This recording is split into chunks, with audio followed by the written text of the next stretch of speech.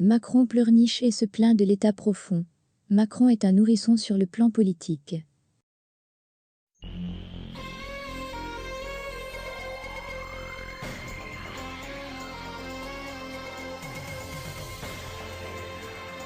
Macron est un nourrisson sur le plan politique. La pleine maturité dans ce domaine ne s'acquiert qu'à la cinquantaine, voire plus. La trahison de son prédécesseur à ce poste suprême ne lui a été d'aucun secours. Son ingratitude grâce à l'endroit de Hollande le dispute allègrement à la platitude de son bilan. Mais, comme c'est le désert en face de lui à cause d'une démocratie qui a éliminé les élites et nivelé par le bas le personnel politique hexagonal, Macron a toutes les chances de décrocher un second mandat, in extremis certes, histoire de finir d'enfoncer son pays en se mettant au service des puissants lobbies financiers, sans se soucier le moins du monde du niveau de vie en constante dégringolade de son propre peuple. Sur le plan diplomatique, il pleurniche comme un bébé, pour maquiller ses échecs cuisants et nombreux.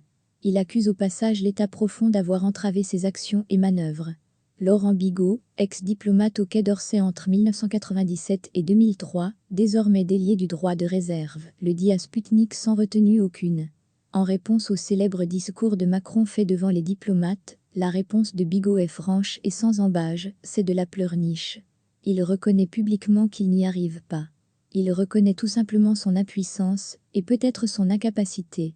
Un chef n'a pas à se plaindre publiquement. Il prend les décisions qu'il a à prendre et il nomme les personnes qu'il veut nommer. Se plaindre, c'est un comportement immature. Et pend sur le bec. Ce diplomate explique par exemple qu'à l'égal de Sarkozy, Macron privilégie les approches binaires. Ou c'est oui, ou c'est non, ou bien noir ou blanc. Or, au contraire des militaires, qui foncent habituellement dans le tas sans réfléchir plus avant, les diplomates fournissent systématiquement des réponses nuancées, avec plusieurs options à la clé.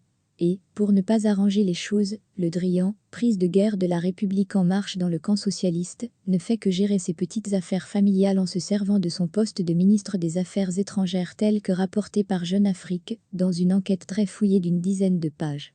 Plus grave encore, Macron a mis en place une cellule diplomatique à l'Élysée, laquelle a carrément court-circuité le Quai d'Orsay. Hormis l'humiliation de l'affaire des sous-marins français, qui devaient être vendus à l'Australie, Paris assume une énorme part de responsabilité dans les bourbiers libanais et maliens, ainsi que dans ses relations paternalistes et, désormais, conflictuelles avec le continent africain. Le bilan nul de Macron, aussi bien à l'interne qu'à l'externe, oblige les Français à boire leur déconvenue, jusqu'à la lie. Entre la peste zémourienne et le choléra macronien, aucun autre choix n'est désormais permis. Ainsi va la démocratie hexagonale, basée sur la médiocratie, cette sorte de nivellement par le bas à la France.